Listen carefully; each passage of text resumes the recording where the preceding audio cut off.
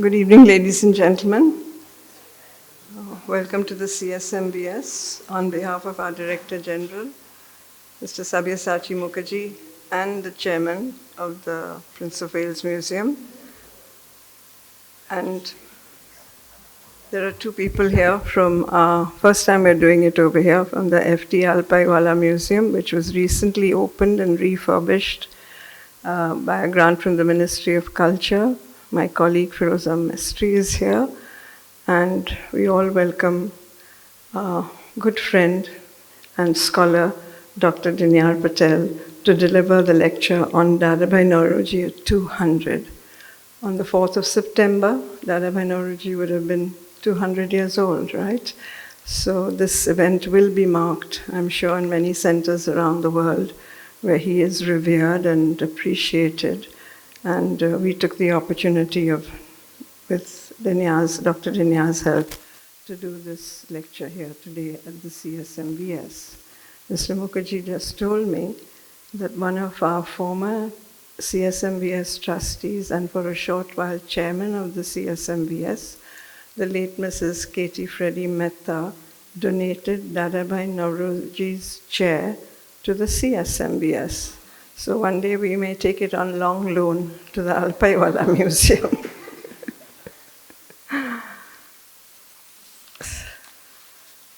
So a little bit about what we're going to hear today. As I said, this year marks the 200th birth anniversary of Dadabhai Naoroji, who was born in Mumbai on the 4th of September 1825. Naoroji was a uniquely global pioneer. He was the first major Indian nationalist, the first modern Indian leader of truly national standing, the first Asian to serve in the British Parliament, the first person to put Indian nationalism in contact with a broad range of emancipatory movements around the world, and probably the first colonial subject to popularly articulate the evils of, you can call it colonialism, or at that time, imperialism. Dinyar will say more about that. It is impossible to imagine what the Indian nationalist movement or even global anti-colonialism would have looked like without him. This talk will trace Naoroji's career as a nationalist, an economic thinker, and a politician, paying particular attention to global influences on him and the various international links he forged. It will also consider Naoroji's modern legacy in India, Great Britain, and the wider world. I'm very grateful to Mudit and Malti Jain. Malti is here, but Mudit isn't. They're long-standing members of the Museum Society of Bombay, and Mudit is on our executive committee for supporting this lecture. Thank you very much. Dinyar walked into our life, and we were so surprised. He was really, when I first met him, he was tearing his hair out in the archives, both in Mumbai as well as in New Delhi.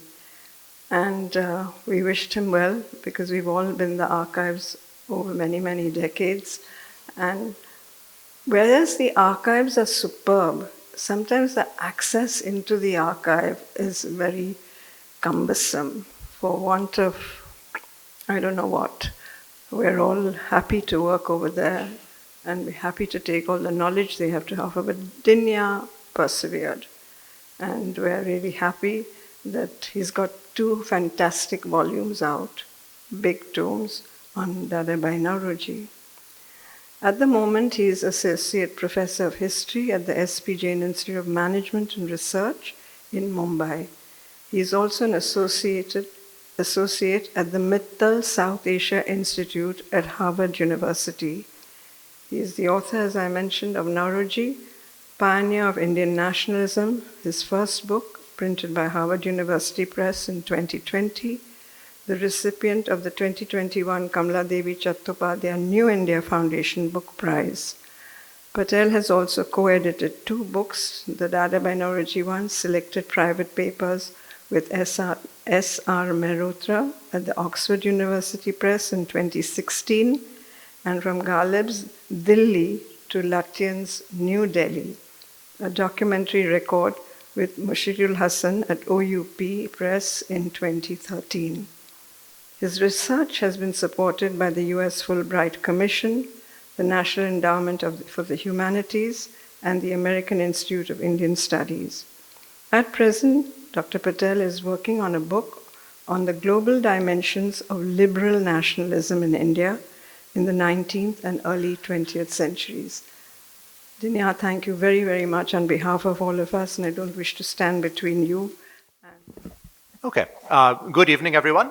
So the talk that I will give you today will give you an overview of Naoroji's life. I will touch on various aspects of his career. Now, no one talk on a figure like Naoroji can be comprehensive. There's a lot that will be left out, which I'm happy to answer in questions and answers. And at the very end of the talk, I'll give you a sense of what I think his broader legacy has been in India and abroad as well.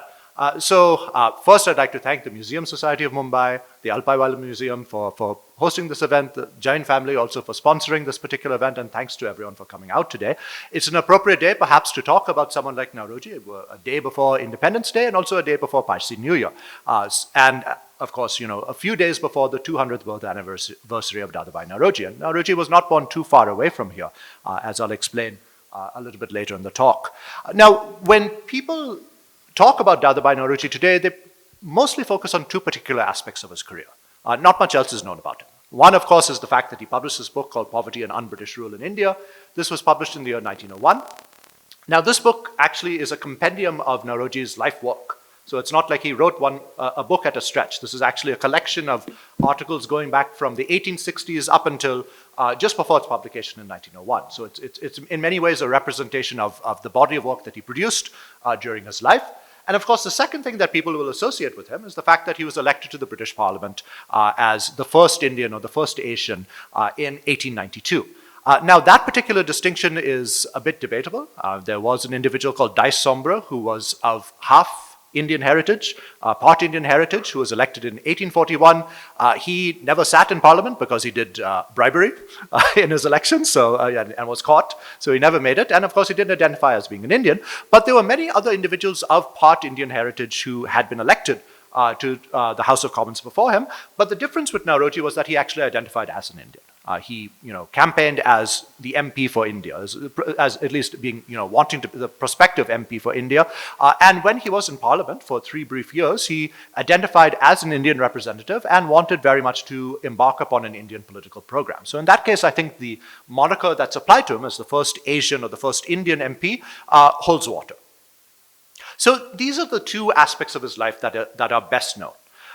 In between these two aspects, there are many other things that one can talk about and many other aspects of his life that deserve attention. And so today I'll try to discuss a few of these. The talk that I'll give today is centered around 3 or 4 questions. The first question, of course, is how would an Indian have been elected to the British House of Commons in 1892 in an era when there was tremendous racism, when there were very few Indians living in a place like Great Britain? The second question is, of course, how did Indian nationalism begin? Because Naoroji was there at the very beginnings, right? I mean, he was one of the founders of the Indian National Congress in 1885, and many generations of Indian nationalists, whether, we're thinking of people like Dinyar, Bal Gangadhar Tilak, onwards to Gandhi, looked up to Naoroji as a leader or a mentor figure, Gokhale, of course, as well. How did global connections influence Indian nationalism? The type of nationalism that Naoroji pioneered was not specifically just Indian. It was based on multifarious global connections between other progressive movements around the world. And lastly, which I think is particularly relevant for our talk today, is what is the broader legacy that Naoroji enjoys, whether again in India or abroad. We'll begin here in Bombay or Mumbai. Naoroji was born in 1825 in Bombay, and we know that he was born specifically in the city of Bombay because he made many references to that being the case. There is a tradition of Naoroji having been born in the Gujarati town of Navsari, and even if you go to Navsari today, you will see a Naoroji birthplace.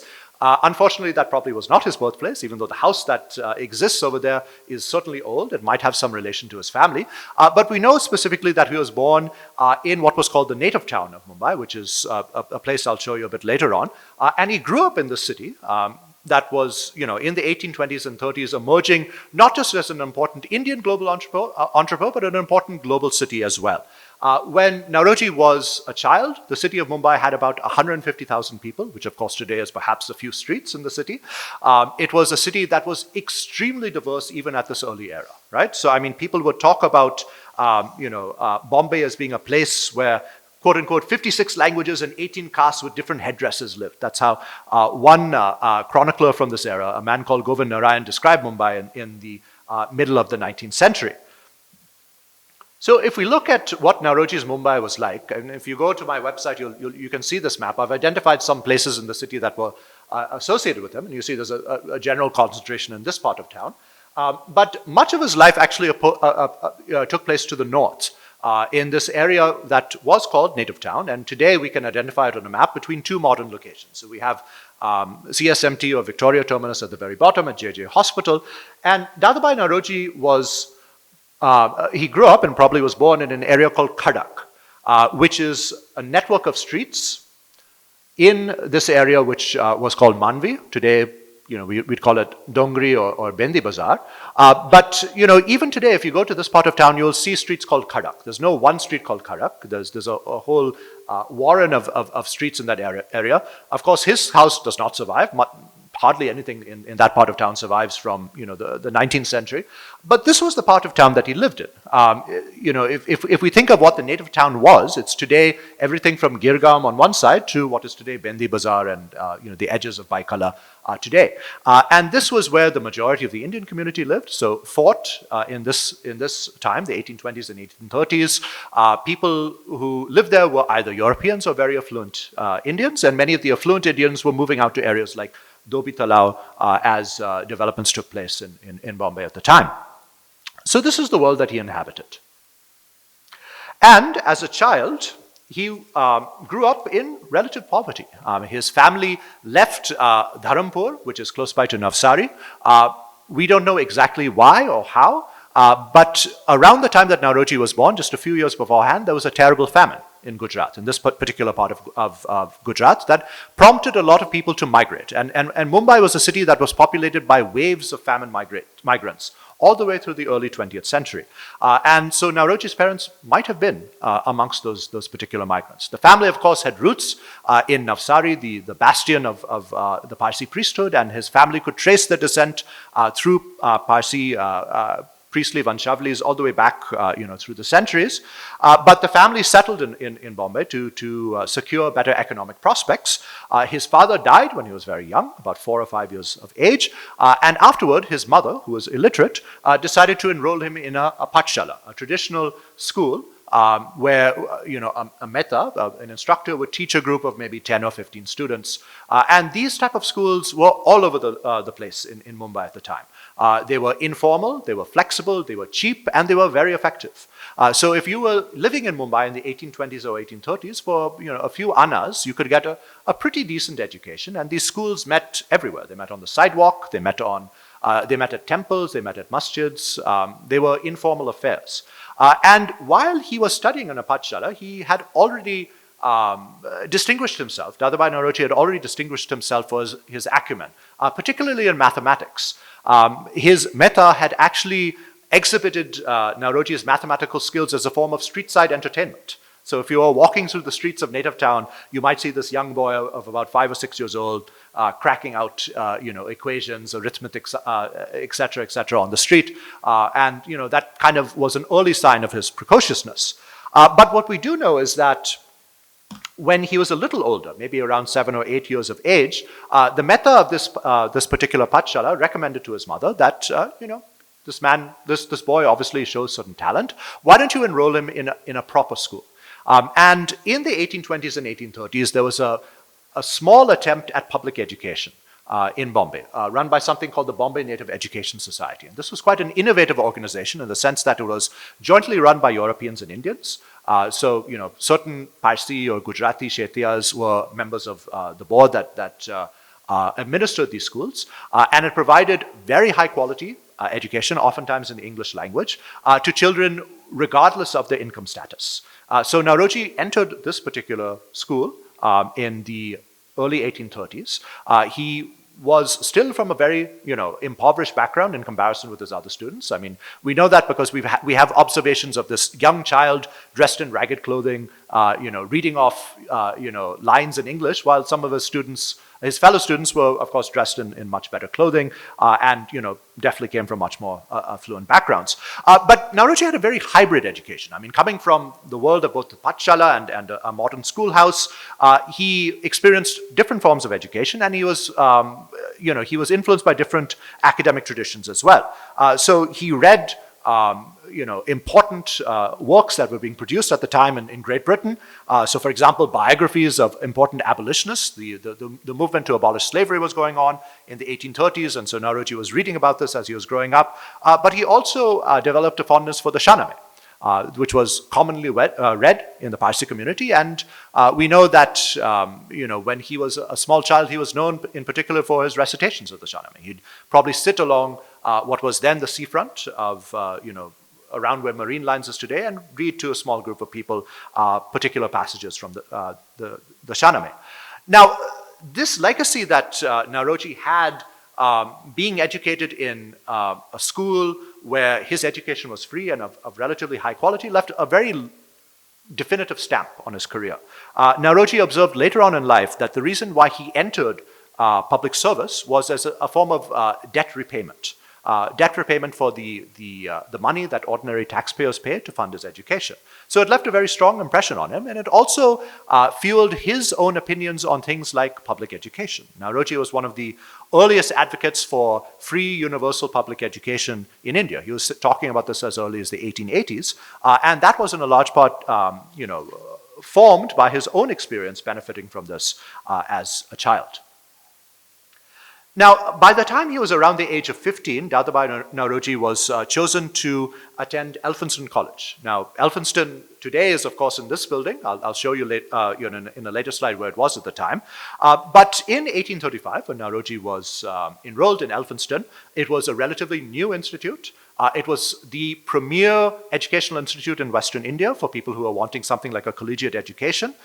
It was a place where Indians would be taught by fellow Indians. So one of the star instructors was a man called Bal Gangadhar Shastri Jambekar, who was a brilliant polymath who came from a very learned Maharashtrian family. But they were also Irish, Scots, Englishmen who were teaching at this institute, and it was relatively progressive in terms of its racial attitudes as well.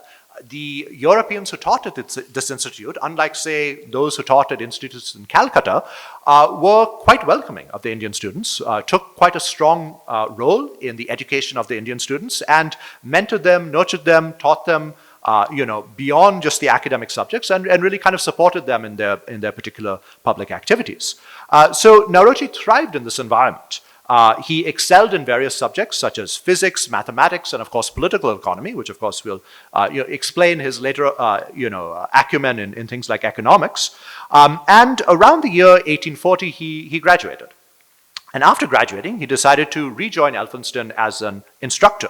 And as an instructor, he taught mathematics. And if you go to the archives, and Firoza was talking about the difficulty of working with the archives here in India, extremely difficult, and I'm still kind of cracking my head against working on archives to this day in Elphinstone College, but you find some really interesting things as well. For example, the exam papers that Naoroji and others set for students. So if you go through the records that are kept in Elphinstone College, you will find things like this. So you can kind of solve equations that people were solving about 170 years ago. And Naoroji distinguished himself for being the first Indian to rise to the position of a full professor in a government college in India. This happened in the year 1854. There were many Indians who had been assistant professors or associate professors, but Naoroji was the first ever to be appointed as a full professor. And this was in keeping with the mission of the individuals who established Elphinstone College. Elphinstone was established by a group of wealthy Indians who donated money after the governor, Lord Elphinstone, departed from Bombay, and they specifically said, we want Europeans to teach at this institute until there is a group of Indians who are capable enough to teach and take over from them. And the first was Dadabhai Naoroji. Of course, many others would follow thereafter. Now, as I mentioned, Naoroji and his other peers at Elphinstone were supported by European professors in their various activities. And one of the activities that they received support for was an innovative experiment in a different type of education, female education. Now, in the 1840s, if you were in India and if you were a woman, 9 times out of 10, probably 99 times out of 100, you would not receive any form of education, right? At best, you might receive some type of education at home, by a private tutor. If you were in a city like Bombay or Calcutta, there might be a missionary school that will allow you female education. But by and large, this was one area where India's educational infrastructure failed absolutely and totally. This started to change by the 1840s and 1850s. Groups of Indians started to set up schools for female education in places like Calcutta. And in Bombay, an experiment was started around the year 1848 to open up a network of schools for girls. And Dadabhai Naoroji was one of the individuals who was involved in this particular effort. In the year 1849, this organization opened its first schools, and a group of Parsis and Maharashtrians jointly set up a network of schools, many in this particular area of town, right? And again, these were relatively informal. So some would meet at, say, the houses of wealthy individuals, like Jagannath Shankar Sheth. He donated part of his house in Nana Chowk to be a schoolhouse.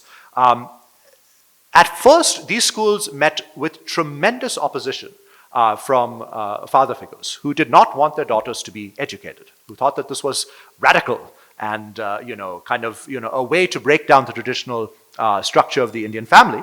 But these individuals, Naoroji and others, persisted. And between 1849 and 1853, the enrollment in these schools went from 53 girls to 500. And that scale, at the time, was massive for Bombay. I mean, remember, Bombay was a town of perhaps 200,000 people.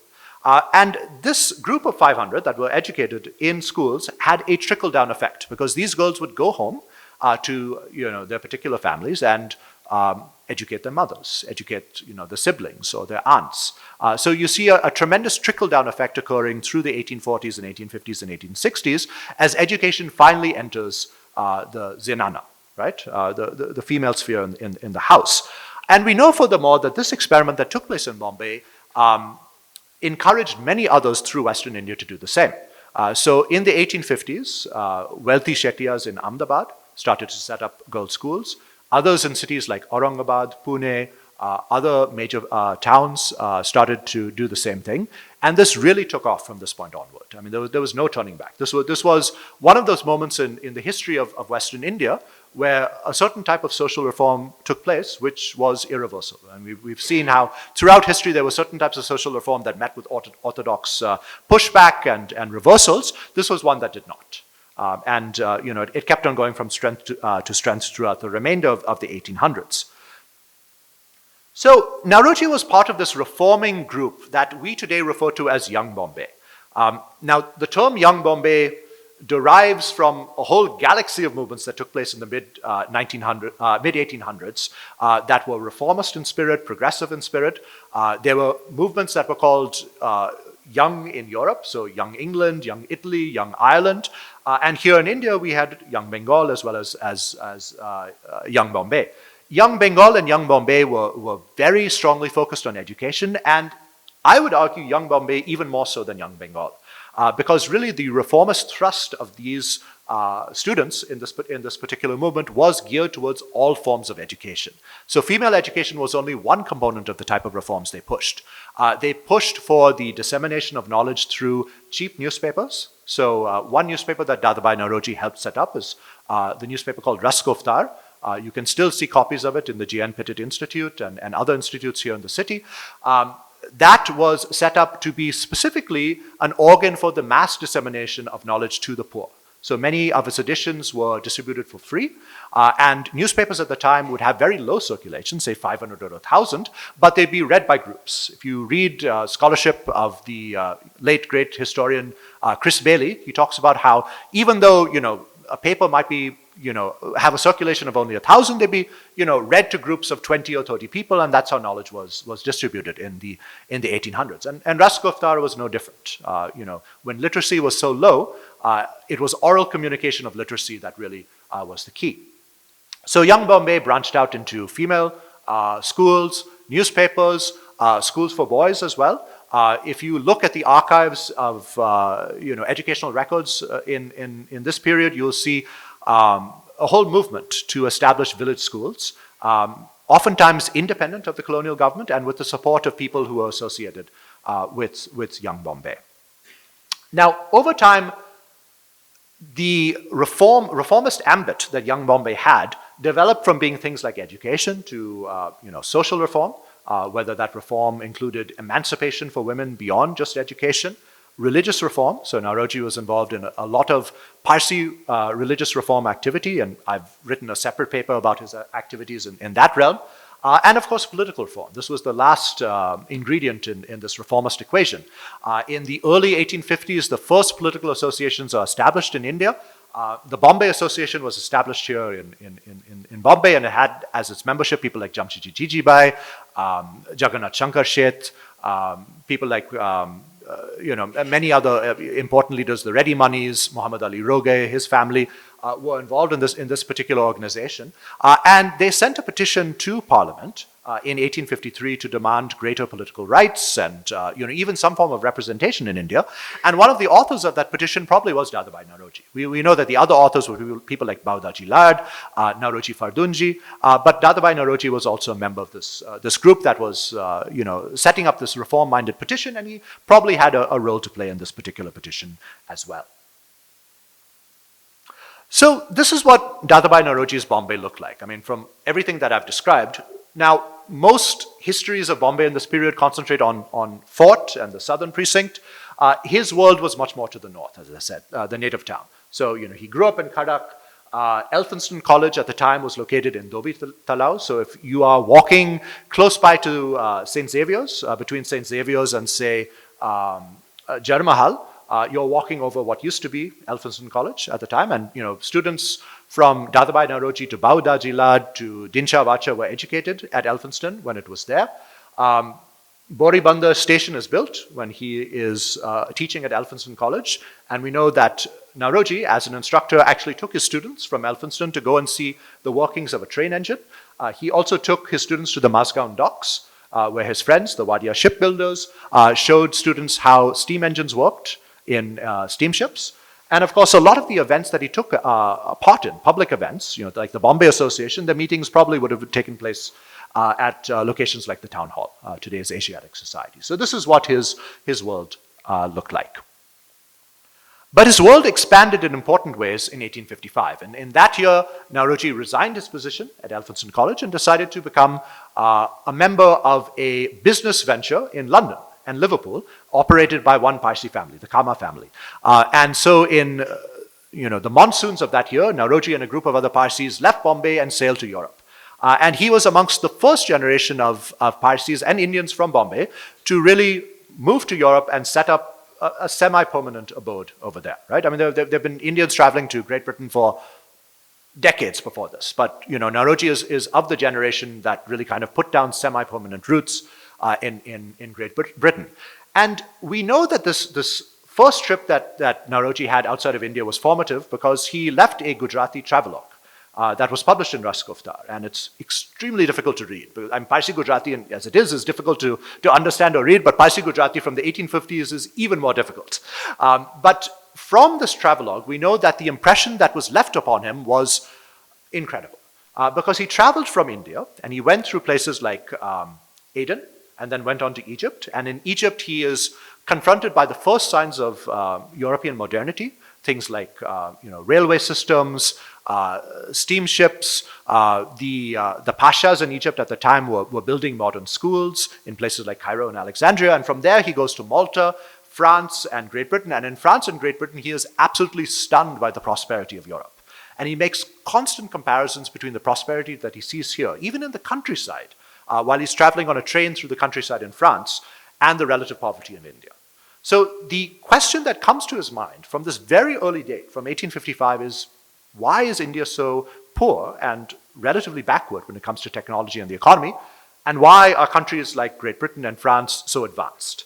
He goes to one of the greatest exhibitions of technology at the time, the Exhibition Universelle, which takes place in 1855 in Paris, and here the latest technology from around the world is displayed. So imagine, a young man from Bombay, one of the wealthiest cities in India, but, the wealthiest cities in a country which is very poor, suddenly being pushed into this environment where all of the world's technological wonders, the economic power of Europe is concentrated, right? It must have been an absolutely incredible experience, and it utterly transformed the direction of his life from that point onward. You can see in this particular translation that I've given you over here, he constantly was, in addition to constantly making comparisons between what he saw in Europe and what he knew existed in India, he also wanted Indians to learn from the experience of Europe and kind of build upon the experience of those in Europe and create a prosperous environment in India as well. Now, for the next 30 years or so, Naoroji went back and forth between Bombay and London. He was now relatively rich. He was rich enough to travel back and forth. And he entered the cotton trade, which was, kind of the IT sector of the time. It was where people made fabulous amounts of money. He set up eventually his own cotton business in London. Now, while he was a part of the global cotton economy, two particular events really kind of caught his eye and once more drew his attention towards economic matters. One event was taking place very far away, the American Civil War. Now, as some of you know, the American Civil War had a knockoff effect here in Bombay. Once the American South was knocked out of the global economy for providing raw cotton to cotton mills in Great Britain, India and Egypt, to a lesser degree, stepped in. And people in Bombay grew fabulously rich, right? People like Premchand Roy Chand, for example. And Naoroji was one of those individuals. But after the Civil War ends in the United States, those same individuals who had grown fabulously rich went bankrupt, right? They at least went bankrupt. The people who were growing cotton in places like Berar, parts of Gujarat, oftentimes starved to death because taxation rates were kept at the same level from those boom cotton years while productivity plummeted, and you kind of go into this kind of bottomless spiral of people growing more and more cotton, which is depressing prices, and people are finding it harder and harder to make ends meet.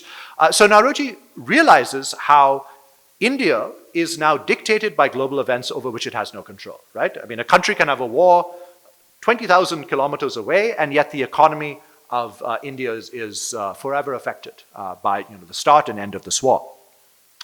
The other thing that catches Naoroji's attention is incidents of mass famine in India. In 1867, 1868 in particular, there's a famine in Orissa where perhaps 1 out of every 3 people die. It's one of those events from the late 19th century in India, which the anthropologist and historian Mike Davis called late Victorian Holocausts. It's something that's hardly talked about, right? I mean, we all know about the Irish potato famine, but very few people know about the extent of famine that took place in India in the late 19th century. And here again, I mean, Naoroji is in London. He's reading about this famine taking place in Orissa, and he's shocked and appalled that within the British Empire, the richest empire and the greatest empire in human history, as many as 1 in 3 people are dying. 1 million people die in a mass famine. So this pushes him to start investigating economic affairs in India. And what we see is that around the same time that the famine is taking place, and again, this is a few years after the American Civil War, he starts going through economic data that the British are compiling in India. And he makes very rigorous study of this economic data. And eventually he finds lots and lots of problems in it. Now remember, Naoroji has distinguished himself as a mathematician. He's done very well in political economy at Elphinstone, so he knows what he's doing. He goes through the records of the India office. He goes to places like the British Museum where other records and books are kept. And you can see in tables like this, he'll list the official evidence, the official data, but then he'll make remarks on the side showing why it's wrong or erroneous, right? And this was the basis of his scholarship. He would go through data that was being produced by the British, data which more often than not aimed to show that India was becoming very, very, very prosperous, that trade was improving, that quality of life was improving, and he would show how this was factually wrong. In addition, what he did is he complemented this with on-the-ground observation. He would travel to areas of Gujarat, areas in what today is Saurashtra, Kutch, and he would interview people along with people like Naoroji Fardunji, who was a good friend of his.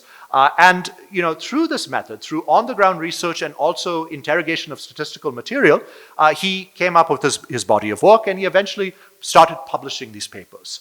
And these papers made shocking conclusions. The conclusions that he made essentially was that Indians were extremely poor. How poor? Well, he was the first individual to calculate something like gross income per head, what we today call GDP per head. And he discovered that, the average Indian made about £2 a year.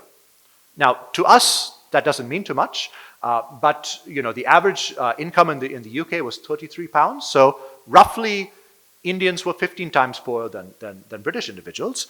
And Naoroji used a very innovative method of comparative statistics to emphasize just how little you could do on £2 a year. So he showed that in order to keep a prisoner alive in an Indian prison, it cost more than £2. In order to keep an Indian alive on a ship, an Indian who was going out as a coolie to say South Africa or Malaya, it cost more than £2. So therefore, the average Indian had less money to buy clothes, feed his family, make sure that he survived any, certain, irregularities in the weather than a person in prison or a person being kept on a sustenance diet on a boat, right? And for this reason, Naoroji said, here's your explanation why India is suffering through so many famines. Indians are living on the cusp of starvation, so that, the smallest thing, whether it's a drought, an earthquake, the smallest, natural calamity, will immediately tilt the balance and create mass famine, okay? So this type of information, when it was disseminated in Great Britain, caused shock, as you can imagine, right? British individuals were not very happy. Again, the worldview that was being presented by the British colonial elite was one of India getting more and more prosperous and British imperialism causing that prosperity, and here is evidence that actually no, the exact opposite is happening. Now, as I said, this caused Naoroji to be a very unpopular individual amongst many quarters in Great Britain, but it also started the beginnings of his political thought. Because Naoroji very effectively crafted this economic conclusion that India was growing more and more poor every year into something like a political solution. By his arguments, a drain of wealth that was going on in Great Britain, right? I mean, he made this argument that Britain was draining money out of the country through taxes and through the extraction of natural resources, et cetera, He said this was quite colossal. He said as much as £33 million a year were being siphoned out of the country. That was equivalent of, say, maybe 1/4 of all revenue total collected in India. So imagine all the taxes today in India collected and 1/4 of that going away to a foreign country. That's the drain of wealth that he calculated. He said the way that you could undo this drain of wealth and put India towards the path towards prosperity was by instituting political reform. So the first political reform that he suggested was changing the civil service so that Indians would be staffed instead of Britons. And this would reduce the drain of wealth in two ways. First of all, instead of paying Britain's salaries that would eventually go back to Great Britain in the form of pensions, retirement accounts, et cetera, the money that you would pay to Indian civil servants would stay within the country. And second of all, of course, is if you employed Indians, they would have a greater likelihood to actually administer in the favor of Indian interests, right? Than Britons being in a foreign country, not knowing the language and administering in a way that was not very productive. Now, this particular political logic, Indianizing the administration, develops so that by the year 1884, he was talking about full self-government for India. I mean, if you track his papers over a 20-year period, he's talking about more and more administrative reform for India until he eventually hits the final conclusion that you just need self-government, right? Now, if you recall from your history books, when self-government is adopted as a goal of the Congress, it's the year 1906, and when Purna Swaraj is adopted, that's 1930, 1929. And here's Naoroji in 1884 saying basically the same thing. Actually, the deeper you go into 19th century material, the more you find that people are talking about self-government at very early stages. I mean, I've been going recently through stuff from the 1830s and 1840s, and there's pretty fantastic material that you find of people talking about the need for Indian parliaments, the need for something like self-government, but Naoroji is one of the first to publicly articulate that idea. So what's happening here is that Naoroji is marrying economic grievances with political solutions, right? So politics and economics are being joined together in a common platform which will eventually birth something called Indian nationalism. Now, Naoroji's scholarship was based not just on rigorous economic data, but also with engagement with some of the leading thinkers of the time. So if you go through Naoroji's scholarship, he's engaging with the thought of people like John Stuart Mill. And he's using Mill's work on political economy to explain why India is so poor, why India is being drained of capital, and why that's a bad thing from the standpoint of India's economic prosperity. Now, the irony, of course, is that Mill was not really much of a friend of Indians, right? So, Naoroji and others like Ranade and Gokhale used Mill's scholarship in a way that Mill probably would disapprove of, but nevertheless used it in a very creative way. We do also know that Naoroji's thought was increasingly influencing many people in Great Britain. So if you look at the first crop of socialist thinkers in Great Britain, many of them were influenced by the strain of wealth idea that Naoroji was coming up with. And one person who might have been influenced by Naoroji's thought was also Karl Marx.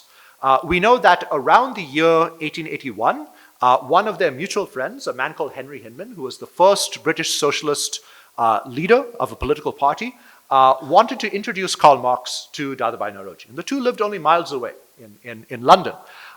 There is no evidence that the two men met, but we do know that in 1881, Marx wrote a letter to one of his friends, Nikolai Danielson, who was an economic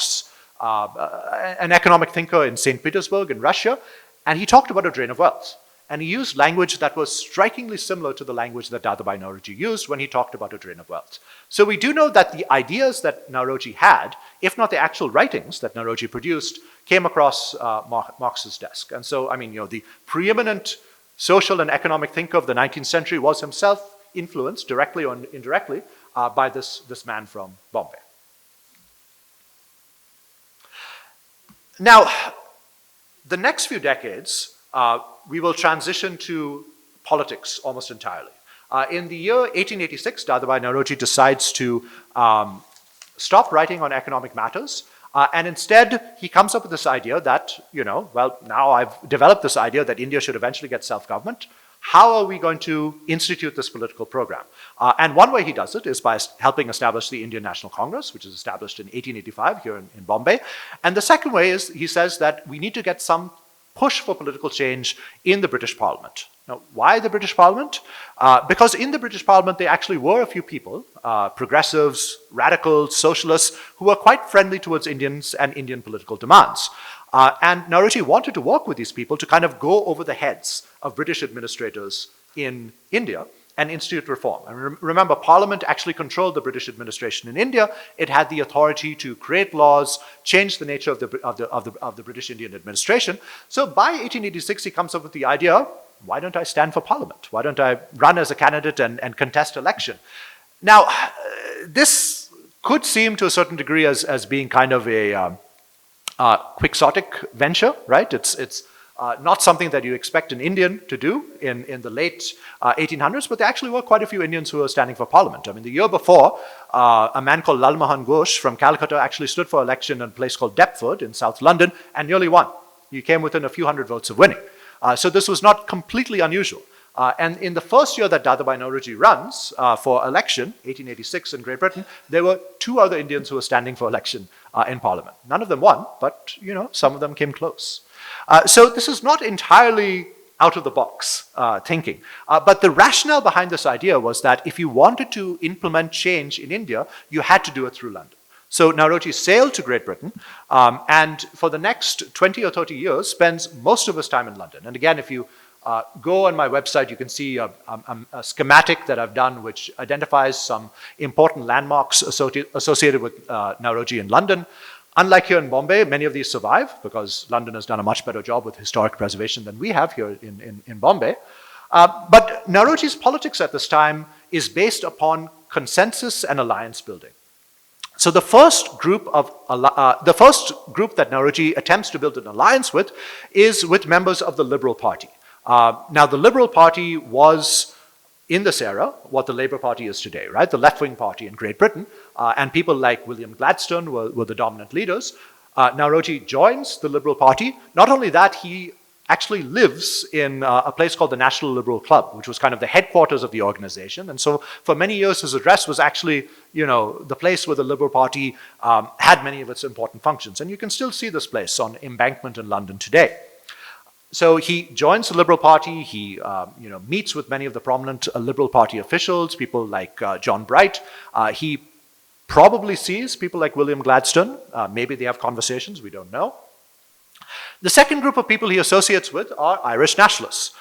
Now, Ireland was a semi-colony of Great Britain. I mean, it kind of was in the middle of being a part of Great Britain and a colony, depending on what your perspective was. But there was a very active nationalist movement that was trying to get either autonomy or full independence. And Naoroji joins these people, people like Michael Davitt and others.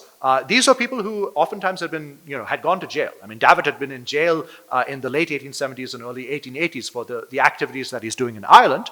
And he says, I support Irish home rule, the devolution of power for Ireland. And in return, many Irish turned and supported Naoroji and his quest for political rights for Indians. And we get a very interesting moment in the 1880s when actually several Irish MPs, people like Davitt, actually suggest that Naoroji stand for Parliament from Ireland. So there was a small window in which an Indian man could have stood for the British Parliament from an Irish constituency. I mean, think about that, right? It nearly came to pass, but eventually did not.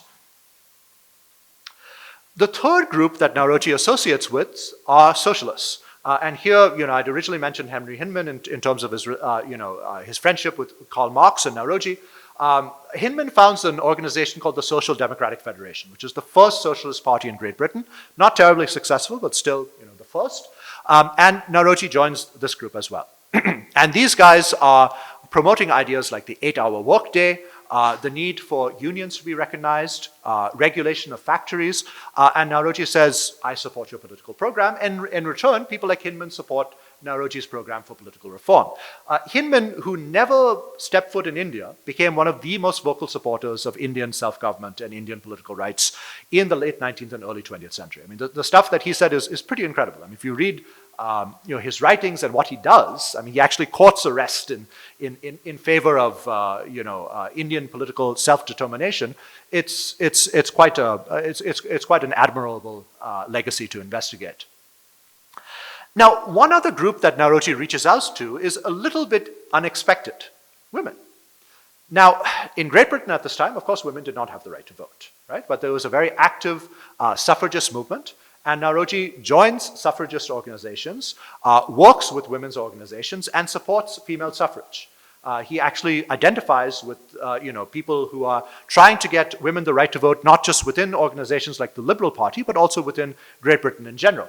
And we know that Naoroji was a member of several women's organizations. And not only that, he spoke at many feminist and suffragist organizations. So this is one event that took place in London in 1890, where Naoroji is actually speaking alongside people like Rakhmabai, the famous social reformer from Western India, and also individuals like Elizabeth Cady Stanton, who was one of the women responsible for women getting the right to vote in the United States.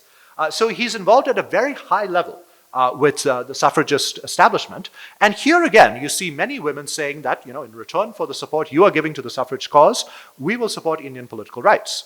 And many of their husbands or brothers or fathers were influential figures, and indirectly, there was an influence on these political agendas through the ambit of women's political power.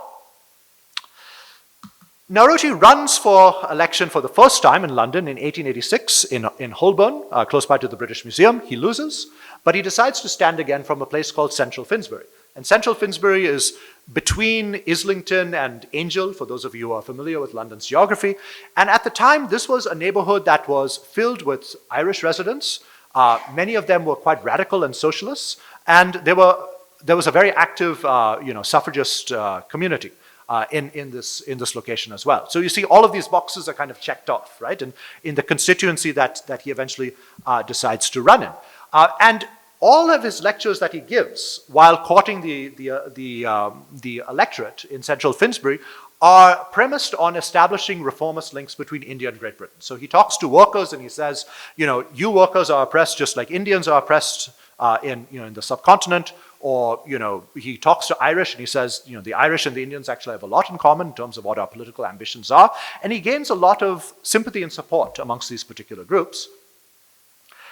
And the campaign that he embarks upon is quite difficult. I mean, first of all, there are many challenges to his candidacy. There's a very high degree of racist opposition that Naoroji encounters, but I think as significantly you see anti-racist activity take place. I mean, anti-racism is something that has entered our vocabulary since, say, 2020 or so. But it existed much earlier on. There's a longer Victorian history, and there was a very active kind of subculture of anti-racism in places like London. And you had anti-racist organizations who are campaigning for Naoroji specifically because he was Indians. And moreover, the thing that I find most interesting is that you have hundreds of ordinary Britons writing letters of support from all across Great Britain, pledging their support and saying, we see eye to eye in your agenda. Your agenda for Indians' rights and reforms makes sense because, me as a worker or an agriculturalist or a socialist or an Irish, I'm facing similar discrimination, and I can therefore empathize with your, situation being an Indian colonial subject. So this is, a strategy which actually pays off to a very high degree. So much so, I'll get to that in a second. He, of course, wins election eventually. But one other incident really kind of stands out that thrusts him in the political limelight, and that is in the year 1888, the Prime Minister in Great Britain, a man called Lord Salisbury, a man who was known for putting his foot in his mouth more than once, decides to call Naoroji a black man on the campaign trail and says, this is a black man that you should not vote for. You should only vote for Englishmen. And even by the standards of racism in the Victorian era, this was a stretch too far. And a whole other wave of sympathy is generated for Naoroji. And this really propels Naoroji into the headlines. I mean, you have advertisements for Pear's soaps that are building upon the idea of Naoroji being falsely identified as some sort of black caricature over here. You have, newspaper articles being written about him. He gets letters of support from as far away as New Zealand, Germany, the United States. So Naoroji becomes in many ways an international figure as a result of this, misstatement or foot in your mouth incident that Salisbury delivers. And of course, all of this kind of helps Naoroji win election eventually. He wins by 5 votes in central Finsbury, right? And that's the root of his moniker, Dadabhai, narrow majority. But he wins nevertheless. And the ingredients behind his success really go back to those coalitions that he built up. I mean, Irish people come out in strong support for him, socialists do as well, and women go door to door, knocking on people's doors, telling them to vote for Naoroji. People don't understand how to pronounce Naoroji's name. They're completely flummoxed, but they vote for him nevertheless. And so you have this moment when an Indian has been elected to the British Parliament, right? And this is, again, a moment that is captured internationally, right? So, I mean, this is covered in the media across Europe, the United States. The first African-owned newspaper in South Africa covers this, a paper called Native Opinion. So it's an event of global importance, because now you have a non-white figure in the British Parliament. And when Dadabhai Naoroji returns for the first time to Bombay after winning election, he is greeted as a hero. Perhaps 500,000 people show up in the street to greet him. And Bombay's population at the time was about 1 million. So, I mean, perhaps 1 and 2 people show up. And there's a parade that actually begins at Apollo Bandar, goes by our location over here, through Fort, by Dadisit, Agyari, up through what is today, VT, through Girgam and ends in Ketwadi, where he was living at the time. And Naoroji is taken past masjids, temples, Parsi Agyaris, greeted by members of all different religions. It's quite a spectacle. He returns for the 1893 session of the Indian National Congress, which is held that year in Lahore, and a similar kind of whistle-stop train tour is organized for him, similar to what, say, Gandhi pioneers 20 or 30 years down the road.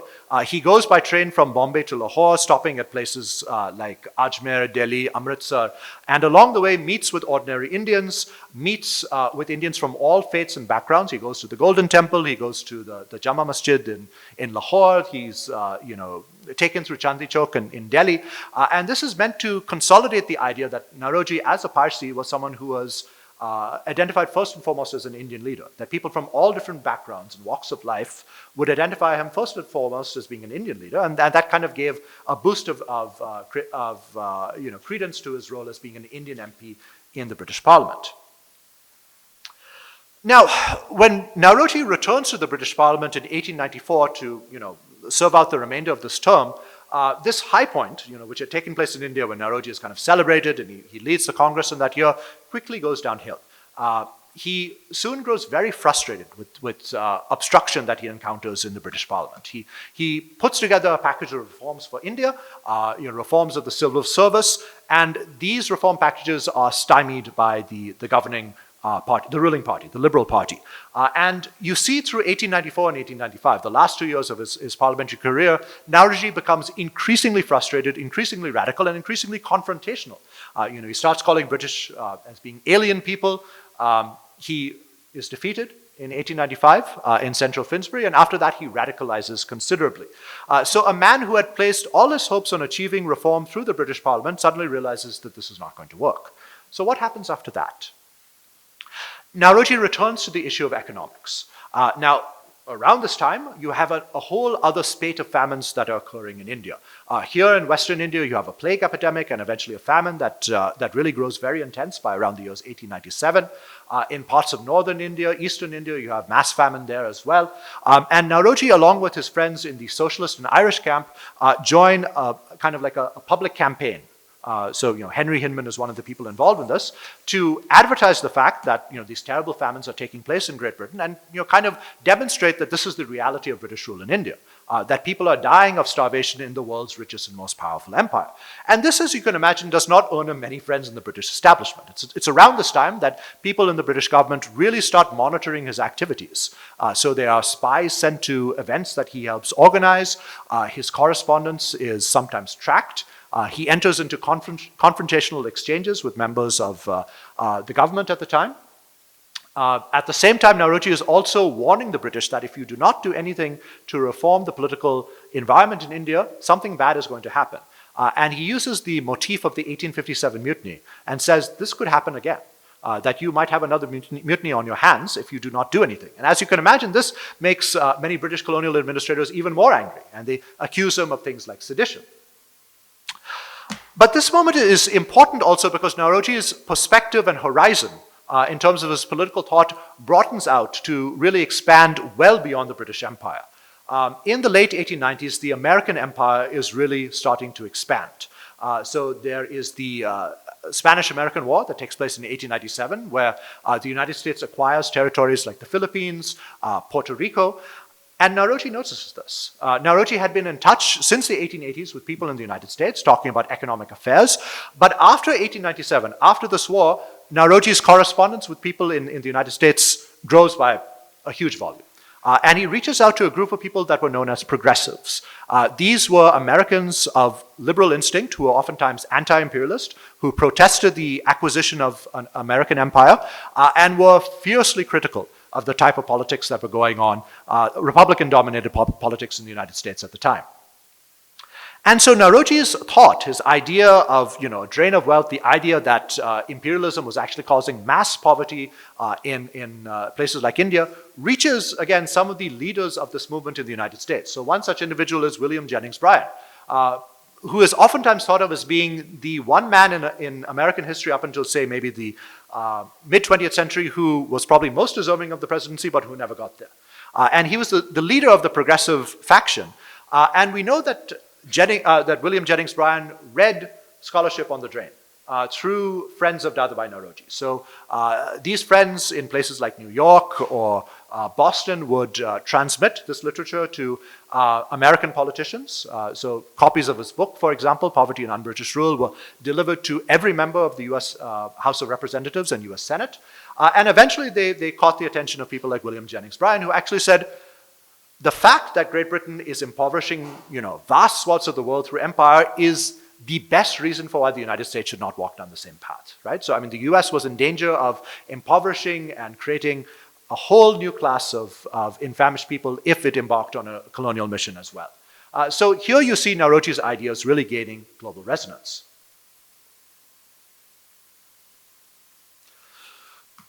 Within the United States, Naoroji, as I said, talked a lot with progressives. The other group that he began talking a lot with were African Americans. Now, by the 1890s, it's been about 30 years since the end of the American Civil War. African Americans on paper have many rights, but in reality, of course, they do not. And some of these individuals from the African American community actually visit Great Britain. So one such individual was a woman called I.W. Wells. And Wells was born into slavery, I think in Maryland.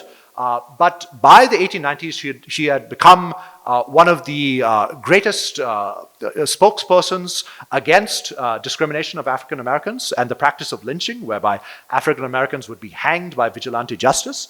And when she comes to London, she meets with Naoroji, and both of them actually set up an organization in London meant to kind of show support for African American rights, and Dadabhai Naoroji is a member of this organization. Naoroji probably also crosses paths with one of the greatest intellectual figures from the African American community, indeed from the United States in general in the 20th century, a man called W.E.B. Du Bois. This is a man who eventually has an influence upon people like Martin Luther King Jr.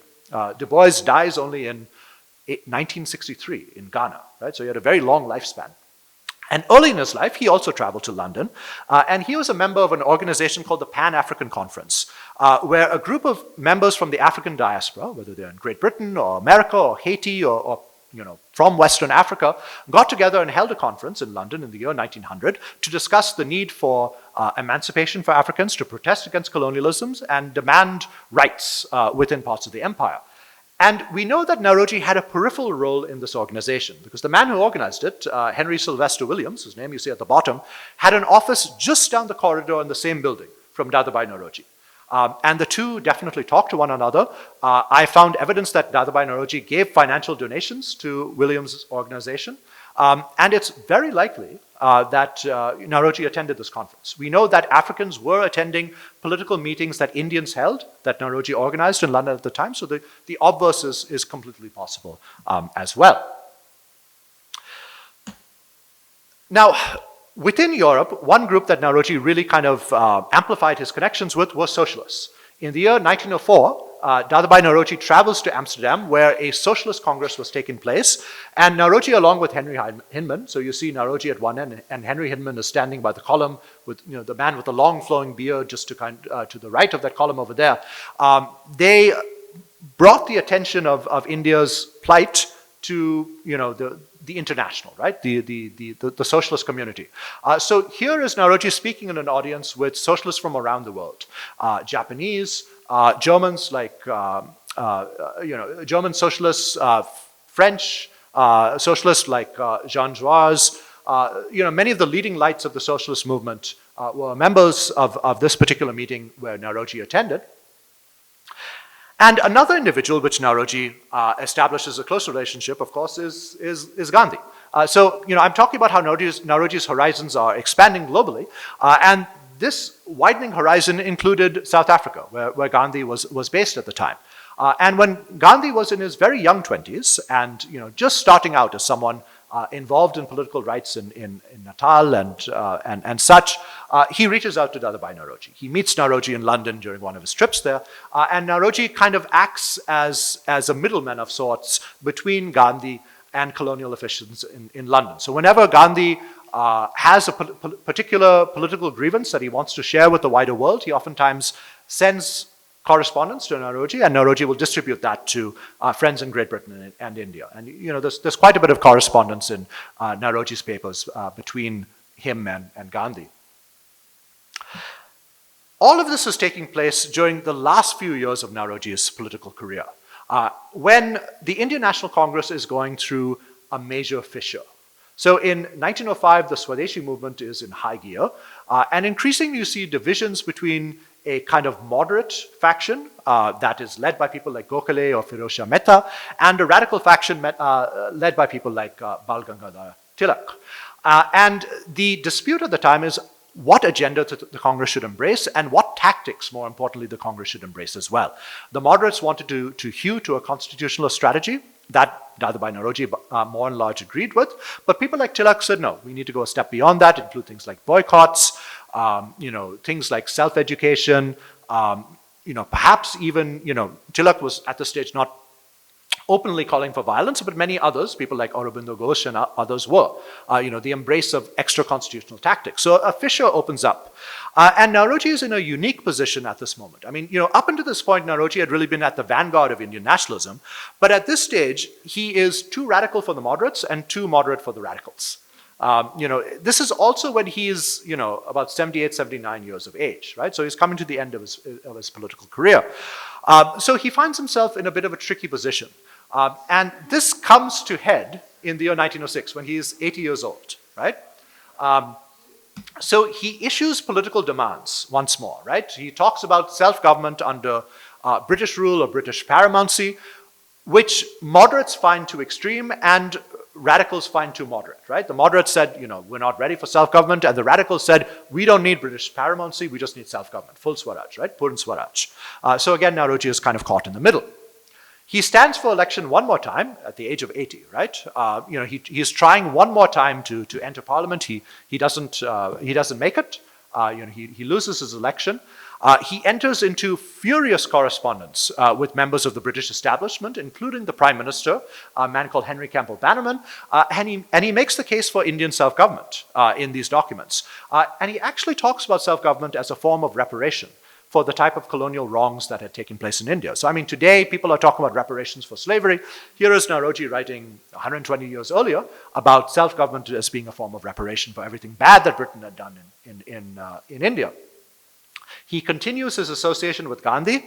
The two miss each other by a few days in London when Gandhi goes to London for his political campaigns, but Gandhi continues to be in touch. And of course, with the Indian National Congress, the session for the year 1906 is decided to be held in Calcutta, and there is a furious contestation between the parties of Tilak and the moderates over who should be the president of the Congress, and eventually Naoroji is chosen as a compromise candidate. Tilak says, this is someone the radicals can agree on, and Gokhale and the others say this is someone the moderates can agree on. So I mean, he's really coming to kind of knit together these two warring cliques of the Congress Party. And so the Congress Party begins in December 1906 in Calcutta. And Naoroji gives a speech. Well, he doesn't really give a speech. He writes it, but he's too old by this time to actually deliver it. So he gets Gokhale to actually read it out for him. And the speech is significant for a few reasons. First of all, it represents better than any other speech, I think, in his later years, how Naoroji's horizons had globalized. When he talks about the need for political reform in India, he justifies it by saying it's going on everywhere else in the world. In the year 1905, 1906, there was a constitutional revolution in Russia. There was one in Persia. There, of course, in China were developments leading up to the downfall of the Qing Empire. And in Japan, the Sino-Japanese War had just concluded, of course. And he said, this is a moment where the ground is shifting beneath the feet of European imperialism, and India needs to be a part of that story as well. The most important line of his speech is when he talks about the need for self-government or Swaraj, like that of the United Kingdom or the colonies. And the wording of this particular line is very, very significant. First of all, he's using the term Swaraj, right? This is a term that had been used for a few years beforehand by people like Tilak, but this is the first time it's being used in a public setting, right? And it has a certain emotive quality that self-government does not, right? I mean, people adopt this as a slogan from this point outward, right? And it's woven into the agenda of the Congress thereafter.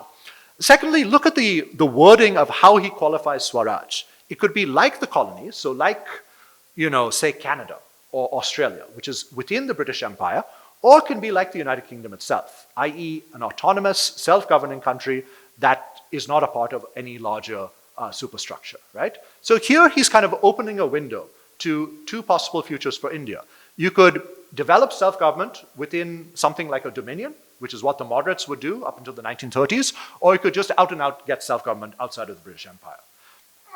And this, I think, is really something that influences, later generations of radical nationalists to embark on their political program. I would argue in this sense that Naoroji kind of passes the torch on to the radicals and says, moderate nationalism has only gone so far, and now it's time for something different. We need to, and if you read the speeches of people like Tilak and Ghosh after the Congress takes place, they express a certain sense of satisfaction at Naoroji's speech, whereas moderates like Firoz Shah Mehta express less satisfaction.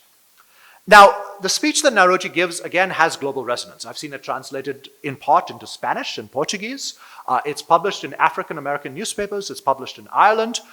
W.B. Du Bois picks up the speech in his magazine, The Horizon, and says, you know, this gives us hope as African-Americans because fellow non-whites have spoken about the need for self-government.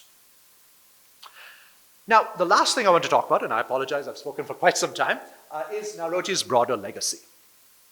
Now, within India, perhaps the greatest legacy that we have from Dadabhai Naoroji is the knitting together of economic nationalism and, of course, political nationalism. An earlier generation of scholarship has talked about economic nationalism appearing from the 1880s onwards and the drain theory being a part of that. I really think that you can't understand the drain theory without without understanding what its political implications are, right? So, I mean, political and economic affairs intersected with one another in many ways.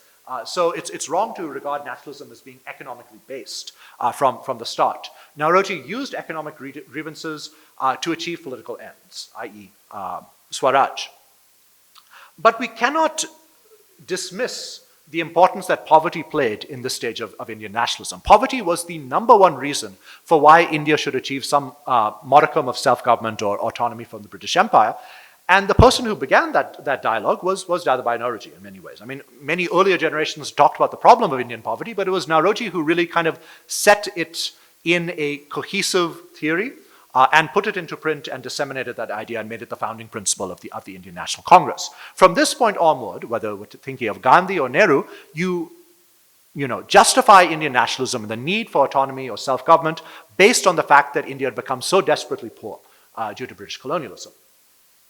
The organizational infrastructure that Dadabhai Naoroji set up, whether it was the Congress or many other organizations that he was a part of, was inclusive, it was democratic. So the Congress, of course, was set up to be an organization that was a big tent. Muslims would be a part of it. Various other groups like the Sikhs, Christians, Parsis were expected to be a part of it. It was meant to be secular. They frowned on communal violence, and Naoroji was one person who specifically frowned on religious prejudices being brought into the organization. It was also explicitly meant to be democratic. If you look at Naoroji's writings as early as the 1870s or so, he's talking about the need for parliaments within India, things like state legislatures and such. As I mentioned, just a few minutes ago, Naoroji in many ways pushed the boundaries of moderate nationalism. I mean, he, to the end of his political career, was very hesitant about adopting things like boycott or certainly not violence. But he kind of gave an opening for people like Tilak and Ghosh and others to experiment and try new things.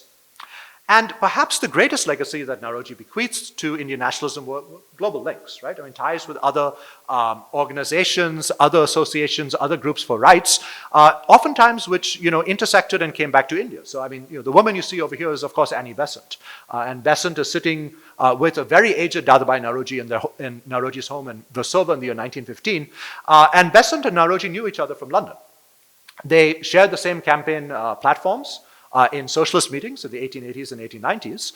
And it's perhaps through people like Naoroji that people like Besant first became interested in India. So here you have an Irish woman who is the leader of a theosophical movement coming to the Congress and leading the Congress for the first time, right? As the first woman leader of the Congress at a time when women aren't allowed to vote in places like the United States or Great Britain. Within Great Britain, now, of course, Naoroji played a very pioneering role in the British Indian community, whether it was the Parsi Zoroastrian community or the British Indian community in general. He helped set up many organizations, some that still exist, like the ZTFE, the Zoroastrian Trust Funds of Europe. He was also increasingly regarded as kind of a father or parental figure for many Indians who were studying or working in Great Britain. So if they had financial problems, personal problems, if they were sick of British food, if they found British people very unfriendly, they'd go and talk to Naoroji and he'd settle the matter. There are many family disputes that Naoroji entered into, and I've gone through dozens of letters where Naoroji kind of negotiates between parents and children who are in London about all different disputes that crop up. He is, of course, a pioneer in the world of Asian politics. In Britain, at least, you do not see the same number of, you do not see a large number of Indians entering parliament until, say, the 1980s and 1990s. Of course, before independence, there are two other Parsis who serve in the British parliament. But when the first crop of Indian MPs really come into power in the 1980s and 1990s, they make reference to Dadabhai Naoroji's precedent. And when Dadabhai, the centenary of Naoroji's election to parliament is noted in 1992, many of them are involved in that celebration. Naoroji also played a very key role in turning skeptics of empire in Britain into out-and-out opponents of British imperialism. Whether it was people like Henry Hinman or members of the British Liberal Party, you see a certain radicalizing streak amongst people who are associated with Naoroji as well. The last thing I'll talk about is Naoroji's legacy in the broader world. The idea of the drain of wealth was a very powerful idea, and we see it picked up in many other empires as well. So in Indonesia, the idea of a drain was picked up to protest against Dutch colonialism, and anti-colonial figures like Sukarno made reference to people like Dadabhai Naoroji. You see references to the impoverishing effects of colonialism being talked about by people like Kwame Nkrumah in Ghana, or Eric Williams in Trinidad and Tobago. I mean, Eric Williams had this very famous book that he published in the 1940s talking about how slavery was the engine of a drain of wealth in the Caribbean.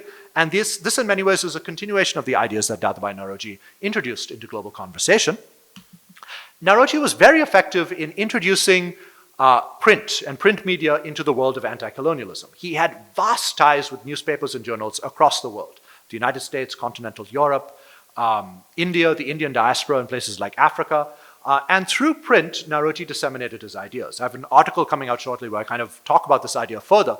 But if you think about poverty and un-British rule in India, that book that he publishes in 1901, that's probably the first time you have a colonial figure writing about the evils of colonialism and getting that idea circulated to the wider world. I mean, previously that idea had been talked about by Europeans, or had been talked about by Indians in India, or Indonesians in Indonesia, or Africans in Western Africa and Southern Africa. But this is the first time a colonial subject disseminates this idea across the world, and it has resonance everywhere from the United States to Japan, right? I mean, so this is a really global moment in anti-colonialism.